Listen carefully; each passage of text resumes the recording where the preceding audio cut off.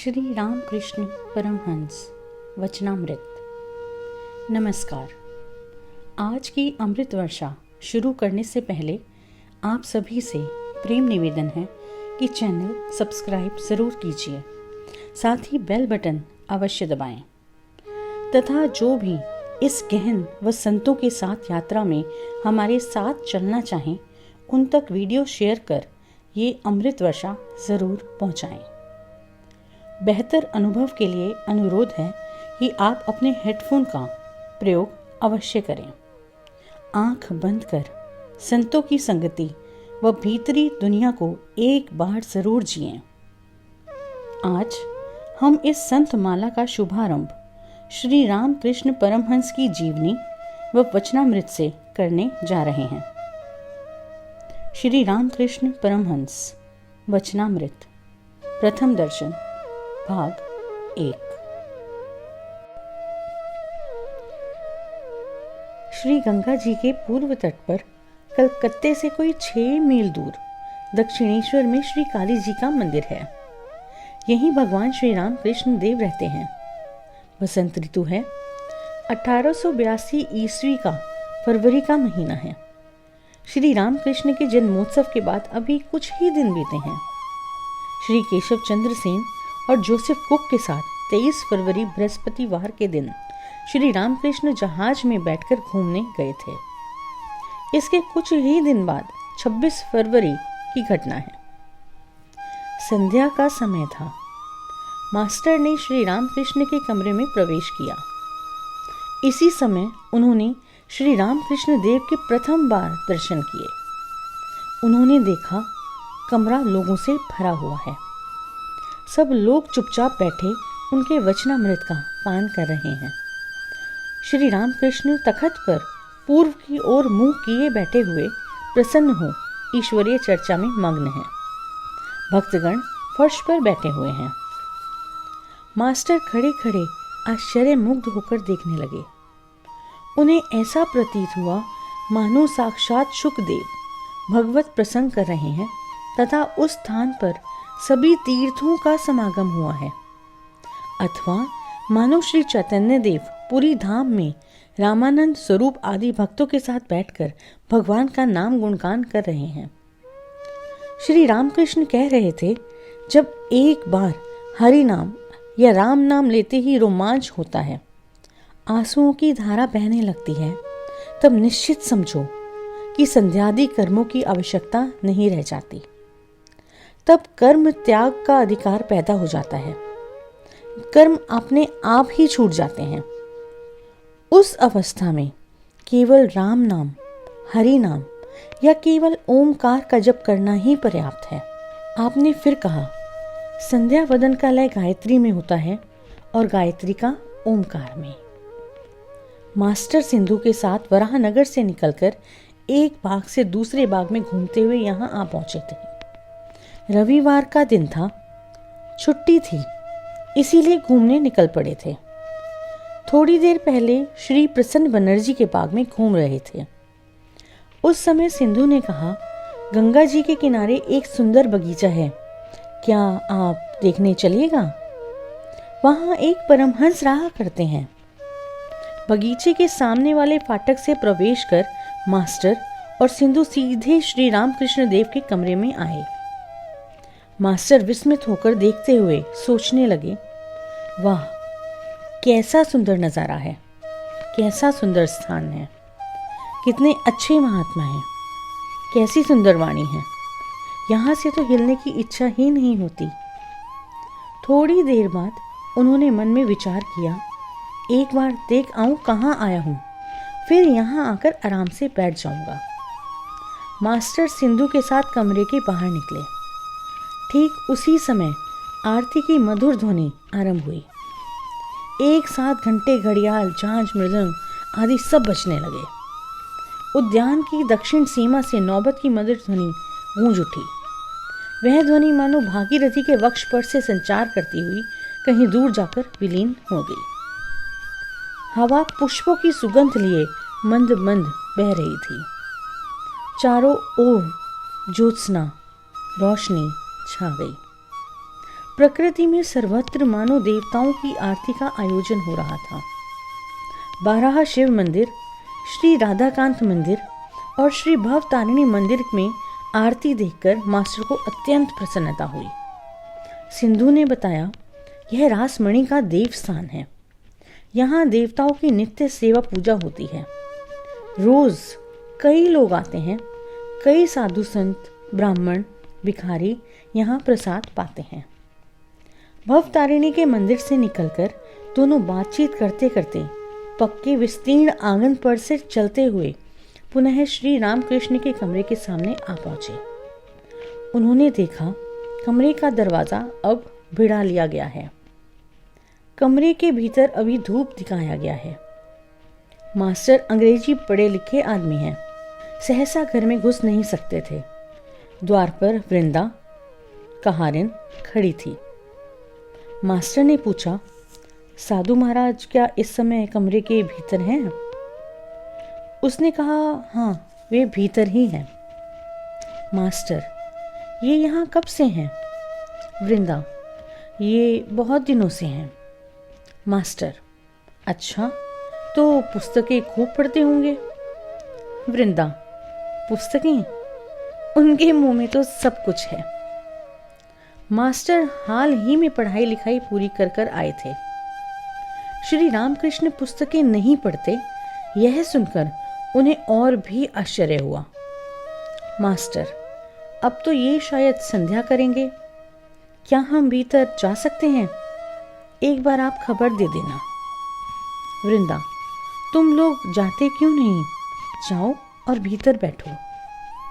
तब दोनों ने कमरे में प्रवेश किया। देखा कमरे में और कोई नहीं है। श्री रामकृष्ण अकेले तख्त पर बैठे हैं। कमरे में धूप की सुगंध भर रही है। सभी दरवाजे बंद हैं। मास्टर ने अंदर आते ही हाथ जोड़कर प्रणाम किया। श्री रामकृष्ण द्वारा बैठने की आज्ञा पाकर वे और सिंधु फर्श पर बैठ गए। श्री रामकृष्ण ने पूछा, कहाँ रहते हो, क्या करते हो, वराहनगर क्यों आए, इत्यादि। मास्टर ने कुल अपना परिचय दिया। वे देखने लगे कि श्री रामकृष्ण का मन बीच बीच में मानो दूसरी ओर खींच रहा है। उन्हें बाद में मालूम हुआ कि इसी को ही भाव कहते हैं। मानो कोई बंसी डालकर मछली पकड़ने बैठा है। जब मछली आकर कांटे में लगे चारे को खाने लगती है और बंसी का शोला हिलने लगता है, उस समय वह आदमी किस प्रकार व्यस्त होकर बंसी को पकड़े हुए एकाग्रचित्त से शोले की ओर टक लगाकर देखने लगता है। किसी से बातचीत नहीं करता। यह भी ठीक उसी प्रकार का भाव था। बाद में मास्टर ने सुना और देखा कि संध्या के बाद श्री रामकृष्ण को इस प्रकार का भावांतर प्राय प्रतिदिन हुआ करता है। कभी कभी तो वे पूरी तरह ब्रह्मज्ञान शून्य हो जाते हैं। मास्टर, आप तो अब संध्या करेंगे, क्या हम अब चलें? श्री रामकृष्ण भावस्थ, नहीं संध्या, ऐसा कुछ नहीं है। और कुछ देर बातचीत होने के बाद मास्टर ने प्रणाम किया और चलना चाहा। श्री रामकृष्ण ने कहा, सुनो, फिर आना। मास्टर लौटते समय सोचने लगे, ये सौम्य दर्शन पुरुष कौन है?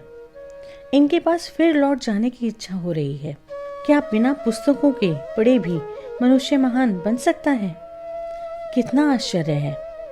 मुझे यहाँ फिर आने की इच्छा हो रही है। इन्होंने भी कहा फिर आना, कल या परसों सवेरे फिर आऊंगा। इति प्रथम दर्शन। द्वितीय दर्शन। सुबह का समय था, 8 बजे होंगे। श्री रामकृष्ण उस समय दाढ़ी बनवाने की तैयारी में थे। तब थोड़ी ठंड थी, इसीलिए वे शरीर पर गरम किनारीदार शॉल ओढ़े हुए थे। मास्टर को देखकर उन्होंने कहा, तुम आए हो? अच्छा, यहाँ बैठो। यह वार्तालाप श्री रामकृष्ण के कमरे के दक्षिण पूर्व बरामदे में हो रही थी। नाई आया हुआ था। श्री रामकृष्ण उसी बरामदे में बैठकर दाढ़ी बनवाने लगे। बीच बीच में वे मास्टर के साथ बातचीत भी कर रहे थे। शरीर पर शॉल थी और पैरों में जूतियाँ। सहास्य वदन थे। बात करते समय थोड़ा सा कुछ तुतलाते थे। श्री रामकृष्ण मास्टर से, क्यों जी, तुम्हारा घर कहाँ है? मास्टर, जी कलकत्ते में। श्री रामकृष्ण, यहाँ कहाँ आए हो? मास्टर, यहाँ वराह नगर में बड़ी दीदी के घर आया हूँ, ईशान कविराज के यहाँ। श्री रामकृष्ण, ओहो, ईशान के यहाँ। श्री रामकृष्ण, क्यों जी, केशव अब कैसा है? बहुत बीमार था। मास्टर, जी हाँ, मैंने भी सुना था कि वह बीमार है, पर अब शायद अच्छे हैं। श्री रामकृष्ण, मैंने तो केशव के लिए माँ के निकट नारियल और चीनी की पूजा की मन्नत मानी थी। रात को जब नींद उचट जाती थी तब माँ के पास रोता और कहता था, माँ, केशव की बीमारी अच्छी कर दो। केशव अगर ना रहा तो मैं कलकत्ते जाकर बातचीत किससे करूँगा? इसीलिए तो नारियल चीनी की मन्नत मानी थी। क्यों जी, क्या कोई कुक साहब आया है? सुना वह लेक्चर देता है। मुझे केशव जहाज पर चढ़ाकर ले गया था। कुक साहब भी साथ था। मास्टर, जी हाँ, ऐसा ही कुछ मैंने भी सुना था, परंतु मैंने उनका लेक्चर नहीं सुना। उनके विषय में ज़्यादा कुछ मैं नहीं जानता। श्री रामकृष्ण, प्रताप का भाई आया था, कुछ दिन यहाँ रहा, काम काज कुछ है नहीं, कहता है मैं यहाँ रहूँगा। सुनते हैं जोरू जाता सबको ससुराल भेज दिया है। बच्चे कच्चे भी कई हैं। मैंने खूब डांटा, भला देखो तो लड़के बच्चे हुए हैं, उनकी देख रेख, उनका पालन पोषण अगर तुम ना करोगे तो क्या कोई गांव वाला करेगा? शर्म नहीं आती? बीवी बच्चों को ससुर के यहाँ रख दिया है, उन्हें कोई और पाल रहा है। बहुत डांटा और काम काज खोज लेने को कहा, तब वह यहाँ से गया। श्री रामकृष्ण मास्टर से, क्या तुम्हारा विवाह हो गया है? मास्टर, जी हाँ। श्री रामकृष्ण चौंक कर, अरे रामलाल, अरे अपना विवाह तो इसने कर डाला। रामलाल श्री रामकृष्ण के भतीजे और काली जी के पुजारी हैं। मास्टर घोर अपराधी जैसे सिर नीचा किए चुपचाप बैठे रहे। सोचने लगे, विवाह करना क्या इतना बड़ा अपराध है? श्री रामकृष्ण ने फिर पूछा, क्या तुम्हारे लड़के बच्चे भी हैं? मास्टर का तो जैसे कलेजा कांप उठा। डरते हुए बोले, जी हाँ, लड़के बच्चे हुए हैं। श्री रामकृष्ण ने फिर दुख के साथ कहा, अरे लड़के भी हो गए। इस तरह तिरस्कृत होकर मास्टर चुपचाप बैठे रहे। उनका अहंकार चूर्ण होने लगा था। कुछ देर बाद श्री रामकृष्ण ने प्रेम से कहा, देखो तुम्हारे लक्षण अच्छे हैं। यह सब मैं किसी के कपाल, आंखें आदि को देखते ही जान लेता हूँ। अच्छा, तुम्हारी स्त्री कैसी है? विद्या शक्ति है या अविद्या शक्ति? ज्ञान क्या है? मास्टर, जी अच्छी है पर अज्ञानी है। श्री रामकृष्ण अप्रसन्न होकर, और तुम ज्ञानी हो? मास्टर नहीं जानते ज्ञान किसे कहते हैं और अज्ञान किसे। अभी तो उनकी धारणा यही है कि कोई लिख पढ़ ले तो मानो ज्ञानी हो गया। उनका यह भ्रम दूर तब हुआ जब उन्होंने सुना कि ईश्वर को जान लेना ज्ञान है और ना जानना अज्ञान। श्री रामकृष्ण की इस बात से कि तुम ज्ञानी हो, मास्टर के अहंकार पर फिर धक्का लगा। श्री रामकृष्ण, अच्छा, तुम्हारा विश्वास साकार पर है या निराकार पर? मास्टर मन ही मन सोचने लगे, यदि साकार पर विश्वास हो तो क्या निराकार पर भी विश्वास हो सकता है? ईश्वर निराकार है। यदि ऐसा विश्वास हो तो ईश्वर साकार है, ये भी तो सोचा जा सकता है। ये दोनों विरोधी भाव किस प्रकार सत्य हो सकते हैं? सफेद दूध क्या कभी काला भी हो सकता है? मास्टर, निराकार मुझे अधिक पसंद है। श्री रामकृष्ण, अच्छी बात है। किसी एक पर विश्वास रखने से काम हो जाएगा। निराकार पर विश्वास करते हो, अच्छा है, पर यह कभी मत कहना कि सिर्फ यही सत्य है और बाकी सब कुछ झूठ। यह समझना कि निराकार भी सत्य है और साकार भी सत्य है। जिस पर तुम्हारा विश्वास हो उसी को पकड़े रहो, दोनों सत्य हैं। यह सुनकर मास्टर चकित हो गए। यह बात उनकी किताबी ज्ञान में थी ही नहीं। तीसरी बार धक्का खाकर उनका अहंकार और चूर्ण हुआ, पर अभी कुछ और रह गया था। इसलिए फिर से वे तर्क करने के लिए आगे बढ़े। मास्टर, अच्छा वे साकार हैं, यह विश्वास मानो हुआ, पर मिट्टी की या पत्थर की मूर्ति तो वो नहीं है ना। श्री रामकृष्ण, मिट्टी की मूर्ति वे क्यों होने लगे? पत्थर या मिट्टी नहीं, चिन्मय मूर्ति। चिन्मय मूर्ति, यह बात मास्टर समझ ना सके। उन्होंने कहा, अच्छा जो मिट्टी की मूर्ति पूजते हैं उन्हें समझाना भी तो चाहिए कि मिट्टी की मूर्ति ईश्वर नहीं है, और मूर्ति के सामने ईश्वर की ही पूजा करना ठीक है, किंतु मूर्ति की नहीं। श्री रामकृष्ण अप्रसन्न होकर, तुम्हारे कलकत्ते के आदमियों में यही एक धुन सवार है, सिर्फ लेक्चर देना और दूसरों को समझाना। अपने को कौन समझाए, इसका कुछ ठिकाना ही नहीं है। अजी समझाने वाले तुम हो कौन? जिनका संसार है वे समझाएंगे। जिन्होंने सृष्टि रची है, सूर्य, चंद्र, मनुष्य, जीव जंतु बनाए हैं, जीव जंतुओं के भोजन के उपाय सोचे हैं, उनका पालन करने के लिए माता पिता बनाए हैं, माता पिता में स्नेह का संचार किया है, वे समझाएंगे। इतने उपाय तो उन्होंने किए और यह उपाय वे ना करेंगे? अगर समझाने की जरूरत होगी तो वो समझाएंगे, क्योंकि वो अंतर्यामी हैं। यदि मिट्टी की मूर्ति पूजने में कोई भूल होगी तो क्या वे नहीं जानते कि पूजा उन्हीं की हो रही है? वे उसी पूजा से संतुष्ट होते हैं। इसके लिए तुम्हारा सिर क्यों दमक रहा है? तुम यह चेष्टा करो जिससे तुम्हें ज्ञान हो, तुमको भक्ति हो। अब शायद मास्टर का अहंकार बिल्कुल चूर्ण हो गया। वे सोचने लगे, ये जो कह रहे हैं वह ठीक ही तो है। मुझे दूसरों को समझाने की जरूरत ही क्या है?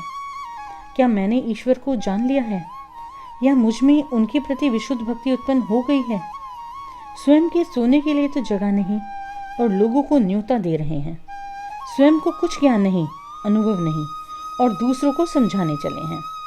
वास्तव में कितनी लज्जा की बात है, कितनी हीन बुद्धि का काम है। क्या यह गणित, इतिहास या साहित्य है जो दूसरों को समझा देंगे? यह तो ईश्वरीय ज्ञान है। ये जो बातें कह रहे हैं वे कैसे हृदय को स्पर्श कर रही है। श्री रामकृष्ण के साथ मास्टर का यही प्रथम और यही अंतिम तर्कवाद था। श्री रामकृष्ण, तुम मिट्टी की मूर्ति की पूजा की बात कहते थे। यदि मिट्टी ही की हो तो भी उस पूजा की जरूरत है। देखो, सब प्रकार की पूजाओं की योजना ईश्वर ने ही की है। जिनका यह संसार है उन्होंने ही यह सब किया है। जो जैसा अधिकारी है उसके लिए वैसा ही अनुष्ठान ईश्वर ने किया है।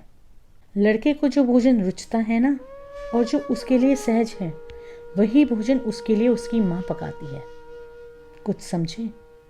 मास्टर, जी हाँ। भक्ति का उपाय। मास्टर, विनीत भाव से, ईश्वर में मन किस तरह लगे?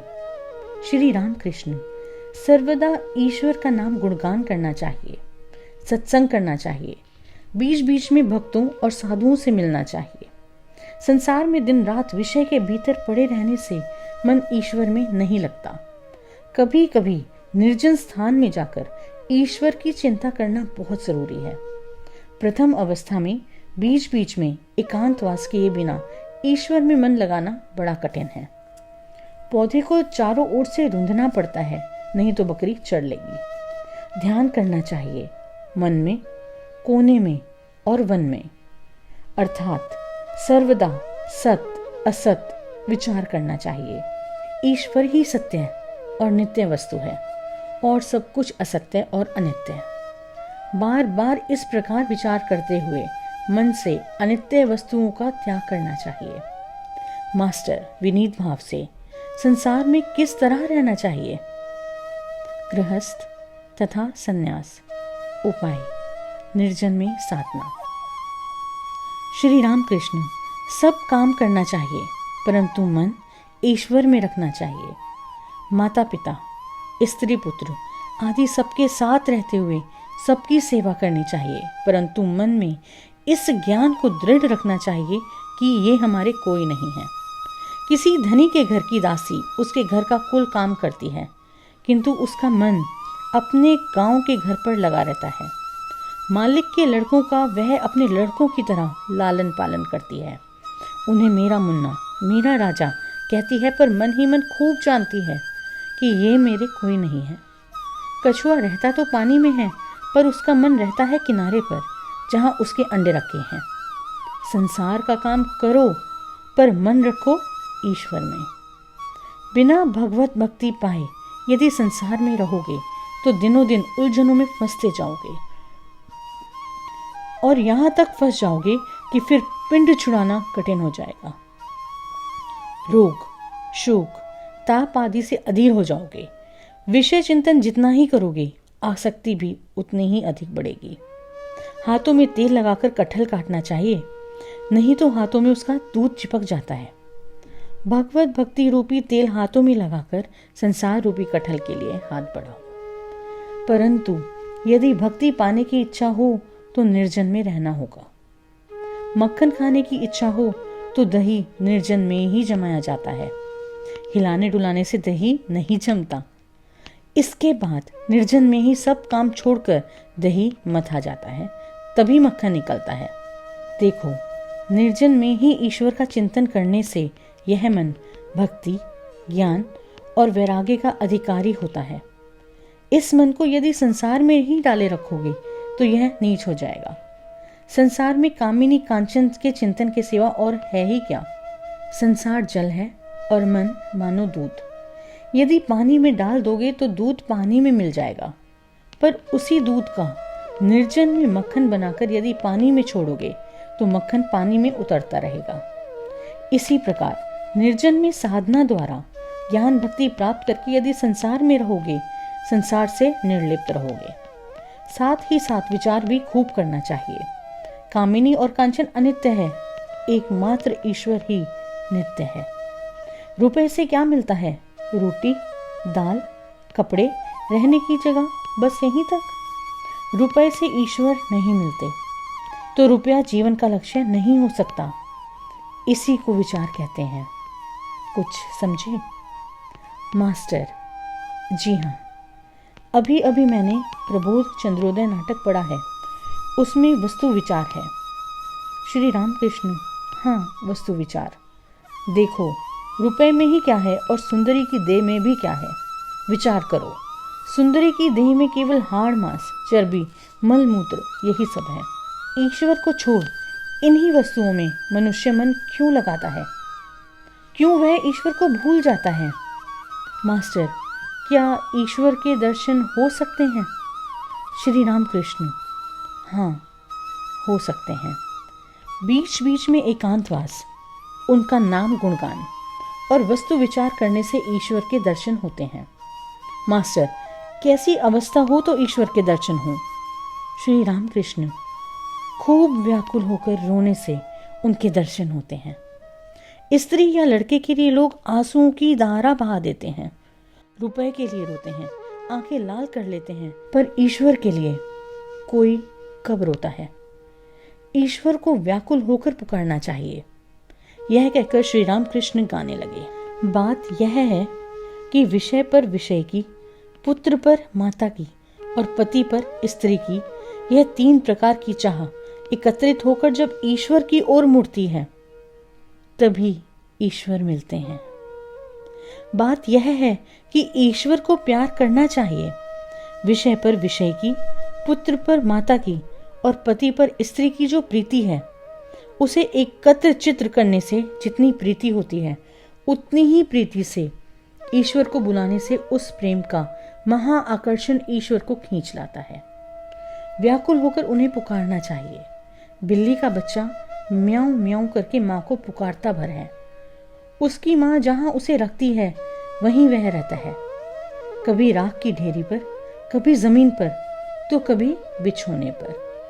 यदि उसे कष्ट होता है तो बस वह म्याऊं म्याऊं ही करता है और कुछ नहीं जानता। माँ चाहे जहां रहे, म्याऊं म्याऊं सुनकर आ जाती है। इति द्वितीय दर्शन। जल्द ही अगले भाग के साथ हम फिर उपस्थित होंगे। तब तक हमारे चैनल को सब्सक्राइब अगर नहीं किया तो ज़रूर करें, वह इस वीडियो को जिन लोगों तक आपको लगे पहुंचना चाहिए उन तक ज़रूर पहुंचाएं। मिलते हैं जल्दी। धन्यवाद।